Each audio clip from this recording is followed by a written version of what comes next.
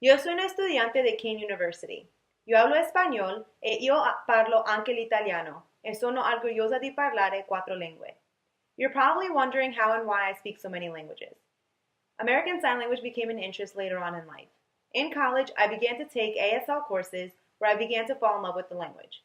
As for Spanish and Italian, I was exposed to these languages when I was very young. Born to a Colombian mother and an Italian father, Spanish and Italian became my first and only languages, meaning I had to learn English when I started preschool. Growing up culturally diverse, I've had a taste of different experiences.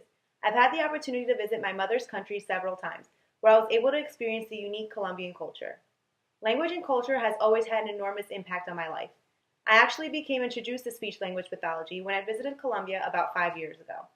At that time, I was unaware of what I wanted to go to school for. A family member introduced me to speech pathology. When I returned home, I began to research the field and applied to Kean University as a speech, language, and hearing sciences major, where I strive to maintain a high GPA, leading me to consecutive Dean List awards and becoming a member of Kean University's Academic Honor Society, Lambda Alpha Sigma, and where I've also immersed myself in student organizations and extracurricular activities. This past summer, I visited Colombia again, where I was able to observe multiple speech pathologists, or as they call it, fonoaudiólogas.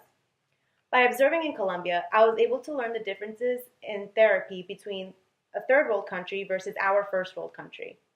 I was also able to observe the articulation differences between Spanish and English. For example, the thrilled R. Differences in language and culture have caused my passion for this field to grow and have motivated me to continue my education.